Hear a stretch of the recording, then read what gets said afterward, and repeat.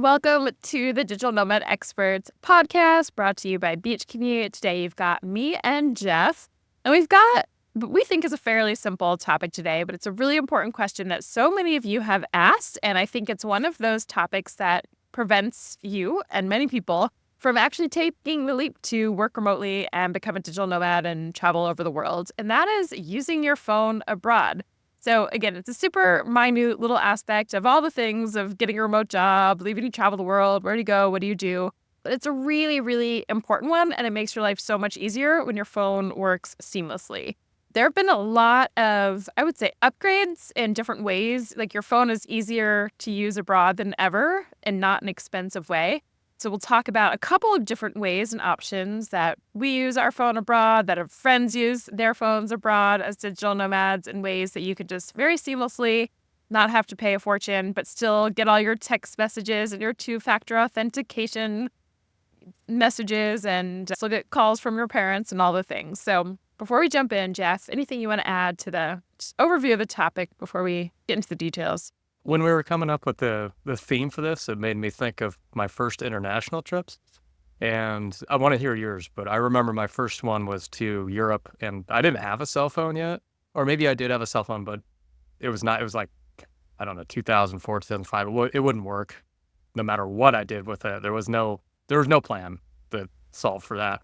So I remember having to pull out a bunch of euro coins so that I could make calls on payphones to get home. Oh, wow. And you'd have to keep adding euros in there to connect. And we would call home like once every 5 days or something from a train station.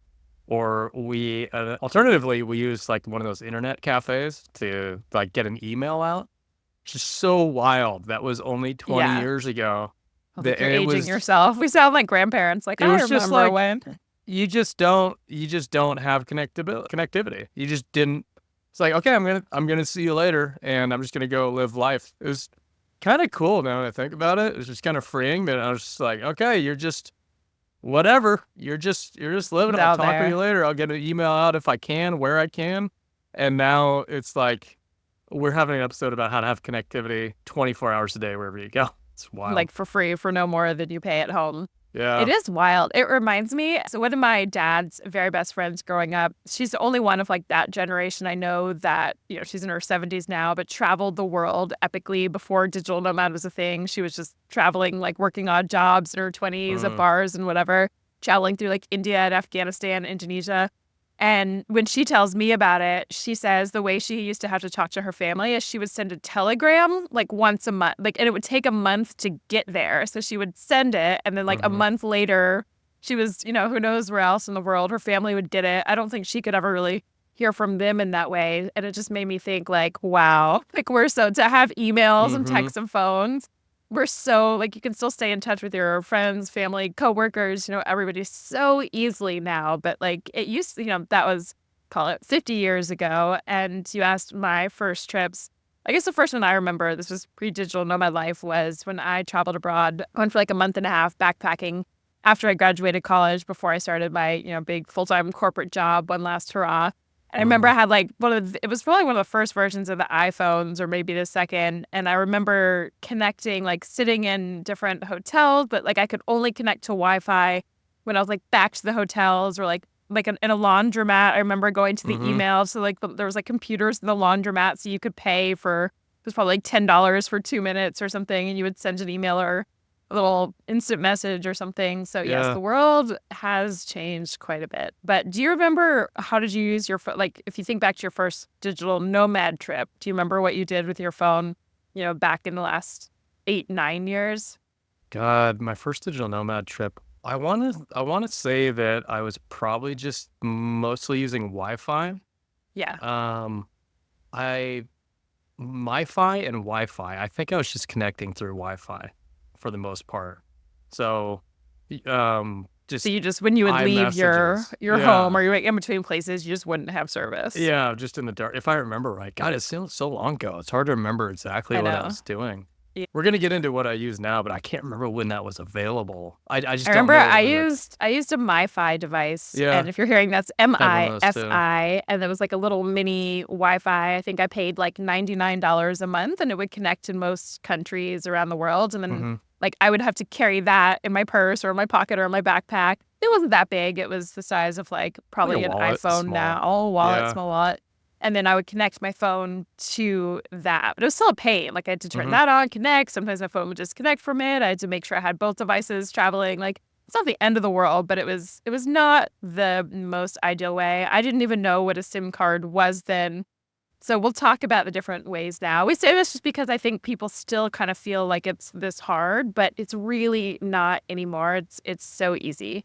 So we're gonna walk you through. I want to say the very first thing, one of the biggest mistakes I made, even once this became a little easier, is you need to make sure if you have a smartphone, this is not the case to everybody, but you need to make sure you unlock your phone with your service provider. This is really important because you can't use other eSIMs, carriers, physical SIMs. If you don't know what we're talking about yet, don't worry. But you can't often do other options that are the best if you don't have an unlocked phone with your provider. And that just basically means, so for example, I have AT&T as my provider and we're locked in. Like when you start a new plan, it's like for the next 2 years, you are not allowed to use, they lock you in. So you can't use any other plan, but you can pay a fee to unlock it essentially and then be able to use other carriers and connect along the way as well. So just make sure before you go abroad, call your provider. Even if you're not sure, just call them and say, is my phone unlocked? Can I use other carriers? So it's just like Hmm. a baseline. Yeah. Anything else, or you want to jump into the first part? Now let's get into each one of the tips. Okay. So the best thing you can do, we're going to start with the best, and then what we say, I think it's one of the best. There's some other options that might be right for you along the way. So do hang in and see which option works best for you.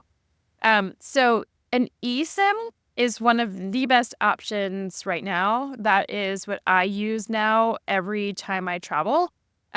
My phone does not even have an option for a physical SIM card anymore. So if you have one of the newer iPhones, especially if you're in the US, I know some of the newer ones, if you live elsewhere in another country, still have physical SIM cards. I don't know why for the US. They're like, we don't, probably because Americans just like never leave. They're like, you don't need that. Hmm. Um, but you can have up to two different what's called eSIMs. So a SIM card, imagine like a lot of people, I didn't even know when I went on my first trip how to, like, where my SIM card was, how to unlock it, but it's in the side of your phone. You've probably never looked at it. There's like a little dot on the side of your phone if you have a physical option for one. And you have to use a little pin. I can use an earring to take out, and you pop out. And it's like it looks like a little computer chip, like the size of your thumbnail. It's like very small, very easy to lose. I lost a few. But basically, it used to be this was your SIM card, and that is how you connect to a carrier, whether that's, AT&T, Verizon, T-Mobile, ICE, whatever the ones, there's a bunch of different ones abroad. And that's how your phone, if you're just in your home country, when you're not connected to Wi-Fi, that's how you're getting data. So I guess actually I'll start with a physical SIM card just because I'm kind of talking about it. What we used to do and what I did for a long time was when I would get to a new country, I actually used to keep I would say after my MiFi device for the first 3 years of Nomad life, I would bring two phones. I would bring an old iPhone that I just didn't use anymore and the newer one that I would use. And I would put a physical SIM card in the country that I was going to in the phone that I wanted to like be out and about and use all the time.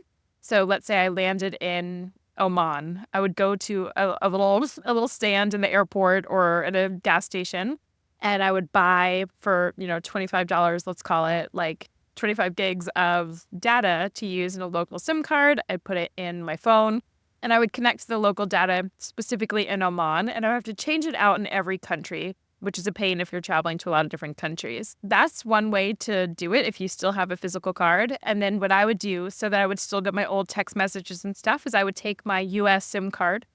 I would put it in my other phone and I would just leave that phone connected to Wi-Fi in my hotel room, in my Airbnb, wherever. So it would still get text messages. I wouldn't have it throughout the day, but I would still have it. Mm. So that's one way to do it with a physical SIM.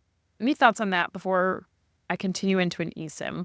Yeah, I think we just need to jump into eSIM because I don't know what the numbers show, but in terms of new technology, I feel like we're running out of physical SIMs at this point. So I I think if you get a new phone in the last 2 years, In it's the probably US not. specifically, In the yeah. US I think specifically, Canada, yeah, a lot still probably do Europe have too. eSIMs. People still use older phones, so it's Uh, possible.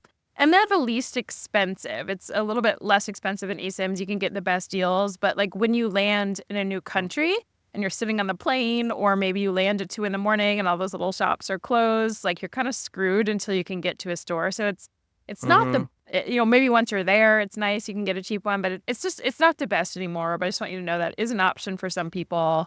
You Yeah. can do it. So you want to talk about an eSIM, or do you want me to jump in? No, go ahead. Okay. So in eSIM, they're called this now. I feel like it was just helpful to say what the little physical SIM cards were, because now an eSIM is like an electronic SIM card. So even though you don't have the little mini computer chip, your phone, it's basically just kind of like part of your phone electronically now. So you can use two different ones at the same time, which is really awesome. So in my phone, I don't have a physical SIM card anywhere ever anymore. And what I do is I have my AT&T SIM card, my, eSIM data connected through one option. And then I have the option to add a second, and that's where I'll do it for, you can either do a global eSIM where it just works in like 100 plus different countries. You can do a specific country or a specific region when you go to buy them. Doesn't really matter. I say just usually do the global one.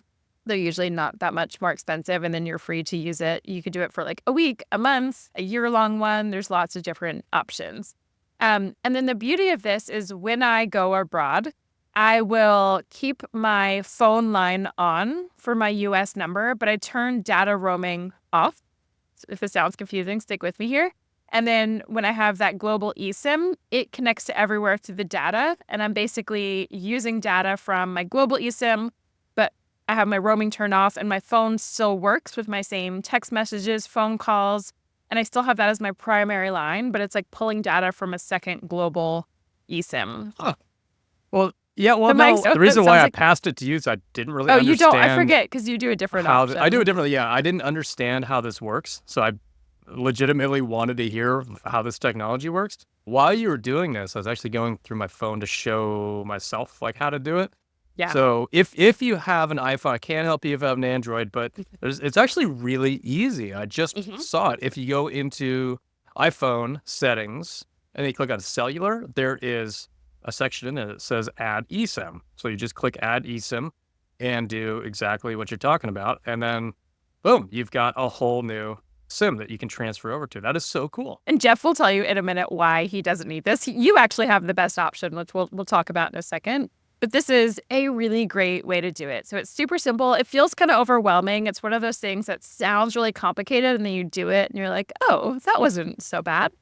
So again, just make sure you turn your data roaming off for your personal phone. Otherwise, you'll get charged whatever the rate is, like $10 a day every time you use your phone, which is also an option we'll talk about in a sec. But yeah, it's really easy. You just go on, you have both at once, turn your data roaming off for yours, and then you have this eSIM. And the great thing about this is as soon as your plane touches down in whatever new country you're going You're to, online. you're online. It Yeah. starts working. And you should check. They usually work. It's like at 120 different countries or something like that. So sometimes you have to, I remember like when I went to Namibia, for example, and this was a couple of years ago, so it might be different now. Some countries, or if you go to, I can't remember, Nigeria might not have it. Some like Middle Eastern countries. There's some countries that like are just not part of the system. Probably some really small islands, places. They have their own local SIM stuff that you might have to, they still have eSIMs, but you might have to buy it, like a specific one for that country. So check the list to see if the eSIM you're going to use applies in the country that you're going to. Most likely it will, unless you're going to some really adventurous places. I think it's really important, especially you mentioned like when you land having data. That is, I gotta say, as terms of like a safety concern for new travelers, that's so important because I've so many times forgotten to turn on my data or something like that. And then when you land, you've got all kinds of stuff that you're contending with. You're trying to, it's a new place, trying to figure out, is it Uber, is it taxi? And then if you're late at night, you're trying to navigate to your Airbnb, and there's always some sort of, surprise with getting into the Airbnb. Do I have to meet the guy? Do I have to text the guy to actually get let in? Is there an access code that I can't get because I don't have Wi-Fi? Do all of this shit before you get on the plane so that you land and you've got like a really smooth landing, literally like getting in and being able to get to your place safely. It's really important.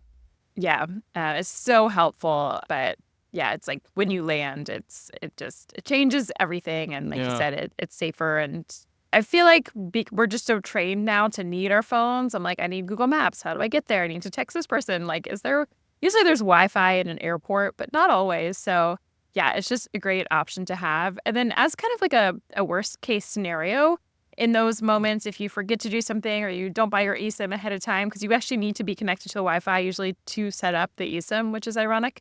Hmm. Um, but you usually do have an option on your phone. For me, for AT&T, it used to be $10 a day. It might have gone up to $12 a day or something like that. Maybe it's different for carriers. But you can use roaming for the first day that you get there until you sort it out, and they charge you again. You wouldn't if it's $10 a day. That's going to be a lot of money if you're there for a whole entire month using it, for example. So it's not ideal. But if you're in a bind, you're just like, I can't figure this out. I need my phone. That's a worst case scenario where you're like, okay, I'm just going to use my phone on data roaming. It's going to charge me $12 fee for the day, whatever. It might be worth it. But otherwise, you can probably get away with $12 for 15 days, or a month even. So Worth every yeah. penny. Yeah. So that's the eSIM. And for the one that we recommend, there's a bunch of different ones. If you Google it, there's one we recommend specifically. So if you go to beachcommute.com/phone, that will take you to the one that we specifically recommend. Anything else for eSIMs before we No, move on? it's all news to me. I know. I love. Pretty We'll talk cool. about. Yeah. So I would say actually, I have to do that because I don't have the option that you do. But I will say actually one Mhm. quick thing before we jump into yours. For me, AT&T actually I want to say it was maybe in the last 6 months, they added an option where so it used to be U.S., Canada, and Mexico. For us, we're all technically part of like quote the U.S. So when I went to Mexico, my phone actually just worked as normal. They just recently, if you have like a certain plan with them and it's a more premium plan, you get, I think there's like 32 different countries within Latin America that are now you can use I say for free because but now like when I was in Costa Rica last, I could use my phone just totally normally, no eSIMs, just my phone. So the trend is going. I hope we're talking about this a year from now and it's irrelevant, maybe 2 years from now. Like at some point, the world's just going to be, you can connect with your service wherever for free. Starlink will exist, etc. But do check with your phone plan because sometimes other countries are just included. For me, it's not everywhere in the world, but for you, Jeff, talk about how you're like the only one I know who's magically been able to keep this plan doing this. So talk about Really? what you do. Yeah. Oh, so you've known people that have had it and then lost it? Yeah. Oh, yeah, I've been warned. So I use T-Mobile, and for all of its faults, of which there are many, the biggest of which is I can't get reception in California, in half my city, including inside the T-Mobile store, which is That's always ironic. embarrassing for the employees. So you go in there and they're like, hey, do this and that and this and that. And I'm like, I can't because you don't have reception in your store. And I'm like, well, you're going to have to hook into the Wi-Fi. It's like, guys, come on. That feels like a miss. But anywhere else in the world that I go, I get reception. And the reason being is they have a international roaming plan. And the way it works is they've partnered with a ton of different cell providers around the world where it'll let you tether into their network.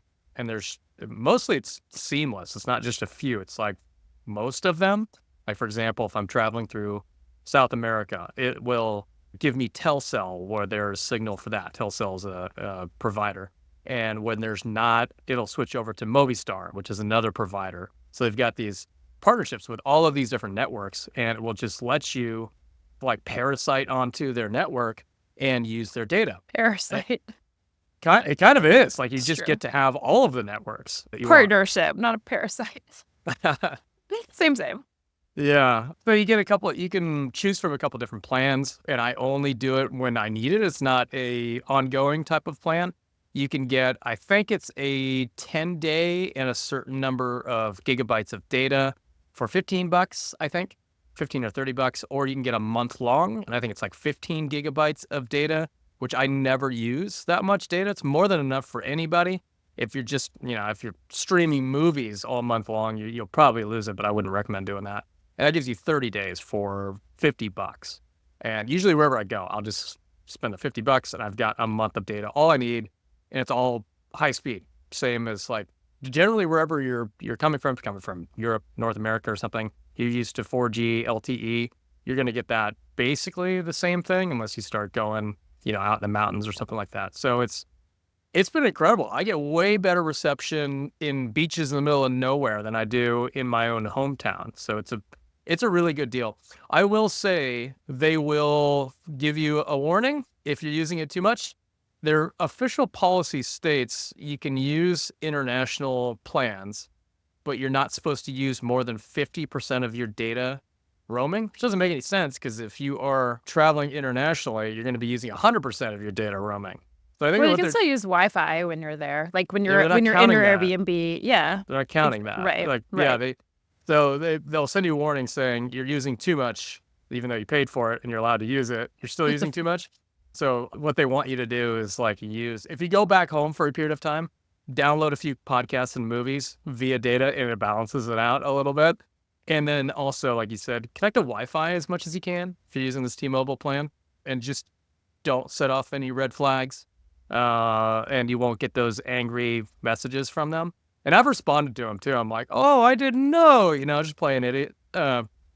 And they say, "Oh, okay, just don't do it again next time." And I've been doing this for like 5 years now. So yours isn't, it's not like you have to be more than a certain amount of time in the US. You can't use it abroad. Yours is simply like how much data you're using. Yeah, yeah. That's interesting. If you're cognizant about how much data you're using, you're usually not going to run into any problems. Because I've been abroad for stretches of 6 months in a row using these plans, and it's been fine. I'm just not careless about it. I'm just, I'm hooking into Wi-Fi wherever I'm going, and I'm not streaming crazy amounts of data or anything like that.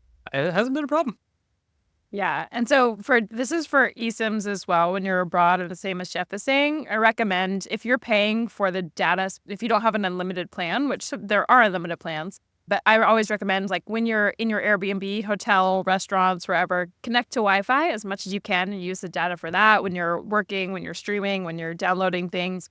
And then just use it when you're in between places or you need to message someone or directions or just out and about. You think it doesn't use that much if you just keep it on, and you can kind of use it in the in-between places. But did you say do you spend $50 on top of your phone plan, or that's how it is per It's on month? top of it. So I think actually, Jeff, it's probably cheaper for you to use the eSIM that I recommend. It depends where you're going, but you can get, I can't think of it off the top of my head. It's probably like, I want to say it's $7 for like 10 gigs of data or something, and probably there's like unlimited ones for cheaper. So it No actually time might be limit better on and it? cheaper. So there's different ones. You can either do, like if you're going somewhere for a week, you can do a 7-day one. I usually do, there's just like a year-long one where I buy like 30 gigs of data and it expires a year from now. So, or like 25 gigs, and you'll use it in any countries you want. So over the year, I just kind of use it down as I go. And that was, I want to say it was less than the $50 you're spending per month. So there you go. I'll check that out. Yeah. So there you go. That's one option, is to see what your phone plan has for options abroad. Jeff uses T-Mobile for that. One thing a lot of us used to use that you might still see, this is why blog posts are not the best place to necessarily look, or forums, because you'll get some outdated information. This stuff changes so often. There was a phase, I would say 2-3 years ago, where all of us started to use Google Fi and kind of do what Jeff is doing. And basically, you could switch your phone number over to Google Fi, and it worked in 100+ different countries, no matter where you went. It worked. It was basically kind of like an eSIM or a physical SIM card you could choose. But they really cracked. I don't know why I feel like they were getting so much money from all the nomads. They cracked down, but it was the same sort of thing for us. You couldn't be abroad using your phone plan for more than 6 months of the year. So a lot of people who were gone for a lot of time, basically we get a text and they'd be like, warning, this is like, we're going to take this away. And they did. Like they would take a lot of us. They kicked us off of the phone plan. So if you're just going to be gone for like a month or two, this is an option, but it's really not as relevant anymore. It's not worth it. And eSIM is going to be your best bet. Yeah. Yeah, Google Fi was the answer for a while there. Yeah, I was jealous of that, but everybody kept getting these warnings and they were dropping off like flies. Like, oh, I lost it. Yeah, it was fantastic, but it was really before like eSIMs existed. It was before, so it was just a nice way that like you could have. It was like having a global SIM card in your phone that had your phone number and worked anywhere. But it was basically you paid for it the same way as a regular phone plan. It had great service. Like you would use it instead of an AT&T or Verizon or T-Mobile or something like that. But I would just say forget it. It's not relevant. Use an eSIM now. Hmm. Before we go to the next one, by the way, if you're not on our email list and you want to we send updates of useful tools like this, tons of remote job listings. So if you want to work as a digital nomad, get a remote job and start traveling anywhere you want, so you could use your phone everywhere in the world, join our email list. It's beachcommute.com/email. And we send, again, tons of useful job listings, tips like this, info about the podcast. So you never miss anything. All right. The next one is Google Voice. Do you want me to cover this one, Jeff, or any thoughts on Google Voice? I mean, I can add a few things because I've used Google Voice before. Okay, so you start. Yeah, so most people are Gmail users, I think, at this point. So with Gmail, you get a whole suite of stuff. You get Google Drive, where you can save all your documents. You get the email, obviously. You get Google Meet, where you can have meetings, but also you've got Google Voice, which gives you the opportunity to create basically a second phone number, an alternative phone number. A lot of people use it for business because if you don't want to give out your personal phone number for your business listing, you just create a Google Voice phone number. And there's a lot of things you can do with the Google Voice phone number. You can actually use it through your computer, so you can answer calls through your computer. I think you can actually chat through it too. Some people that have businesses, you can actually send chats directly to Google Voice, and they can just respond to the chat on your computer. So it's kind of handy. But what I don't know, maybe you fill in some of the gaps here, is if you can sync it with a phone. I'm not sure if that's possible. And I actually don't know if it's fully free anymore. I don't know either. That's a good question Yeah. because I also don't use it. But a lot of people use this more. If you look at a lot of forums or like people on Facebook who are like, I'm going to go abroad with my family and we've never done this and we want to make sure we still have access to our phone number and we don't not have text messages and we need our two-factor authentication for banks and all of that. A lot of people will use that Google Voice number because you, as Jeff said, you can get text messages, you can get voicemails, you can respond to things. So it's kind of like, to me, it's not a great option to use like as your phone, that you're boots on the ground, walking around town, needing your actual like phone device. But if you want to make sure that you have access to like a phone number that you know you will have wherever so that you can get text messages and voicemails, it's kind of an option for like you can set up a phone number to use for that. But most people aren't using that as their like data on the ground. So I just logged into mine because I have one and I forgot about it. So give a little bit more context. So you can add a device to it and you can link a phone number to it. So you can link your personal phone number to it. And I think what it'll do is it'll forward from your Google Voice to your phone. So you can actually sync the two things and use it. That said, I don't know what kind of limitations it has with travel. So I like same as you. I don't want to recommend that top of the list. Probably we haven't heard of people using it often. So for probably good reason. But yeah, it is something out there. I'd say, yeah, like you said, probably a decent backup. If you just can't get messages out, you can always hop on your computer and use your Google Voice. If you get I'd say Wi-Fi more somewhere. people, as you mentioned, kind of use it as like a business line, something like that. But it's really Yeah. not your best bet for kind of like having your device data using Google Maps when you're walking on the ground in Lisbon or, wherever you are. So again, I would say the biggest takeaway for now that we've gone all over all of these and heard yours as well. Honestly, to me, the best plan is using an eSIM, depending on how long you're gone for. Check the plan that works for you best. Connect to, use Wi-Fi when you can to download and stream and do your work calls. But as a worst case, you can always, sometimes like if I'm in Costa Rica and the power goes out for an hour, it's still nice to have, like I will use and tether and do voice and video calls using my eSIM as a backup to what. So it's like a backup you always have, even if your Wi-Fi goes out. We don't need to all the time. So go to beachcommute.com/phone. We'll link to that in the show notes as well. We'll just keep updating that with the one that we recommend at the time. There's a great one that I think just has the best deals, works in the most countries. But I want to make sure this is relevant as long as this podcast is live. So we'll update that if it changes. But beachcommute.com/phone to get the one that we use. And otherwise, I think the overall message I want to say is like it feels a little overwhelming at first. It's going to be just new and different, but know that you could probably spend $30 max a month and oftentimes less, but let's say that's probably the max you'll spend to be able to get that eSIM, use your phone, still have your text messages, your phone calls, your phone number, to work, to do all the things, and to be safe when you land and use your phone. So just know, if nothing else, when you're ready to pack your bags and go, listen to this episode again. But just your takeaway from Mm-hmm. this should be, it's not that expensive. You can use your phone. It's never been easier than it is today. And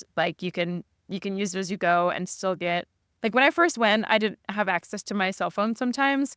And I remember I couldn't access my bank. It would send me here's a text message. And I was like, well, I can't, Mm-hmm. can't give you the password because I don't know the Yeah. code. Oh, it's so frustrating. Yeah. So it's, you can get that now is all I'm saying. Mm-hmm. And it's never been easier. So any other last thoughts, Jeff, as we wrap it up? Yeah, one last thing. Something to keep an eye on is, and maybe just keep an eye on the news, is Starlink and T-Mobile have a partnership now. Yeah, it's a little bit on hiatus because the other phone companies are trying to block it because it's too good for T-Mobile. Basically, T-Mobile users would get access to Starlink, which is expanding all over the place. So that could be a huge game changer for travelers, but it's going through the legal systems and everything. So maybe it's just something to keep an eye on early part of 2025, because I mean, if you've got T-Mobile and access to Starlink, you got everything that you need when you're traveling for the most part. So could be a cool thing, but we'll see how it turns out. That's interesting. And yeah, Starlink is basically you're going to have access to Wi-Fi anywhere you go through satellites, right? Mm-hmm. Or am I? Yeah, yeah. And the original statement says that T-Mobile users will have Starlink access for free for 1 year, Wow. which they're trying. Obviously, the other phone companies trying to block and say, "I don't like this," because who the hell wouldn't switch over to that? That's pretty good. Right. So yeah, we'll see how it turns out. Yeah. Super interesting. And all of this to say, I think in the next, I would say 3 years max, my prediction is we can just use our phones everywhere, whether it's through Starlink or just connecting to local Mm-hmm. cell phone towers everywhere for free. At some point, this is just going to be a global phone. But right now, when you cross the borders, it could be a little tricky depending where you go. But it's doable. It's possible. Don't let it prevent you. Listen to this again when you're ready to go. Unlock your phone. Set up your eSIM. You're good to go. Okay, thanks everybody, and we will see you again next week.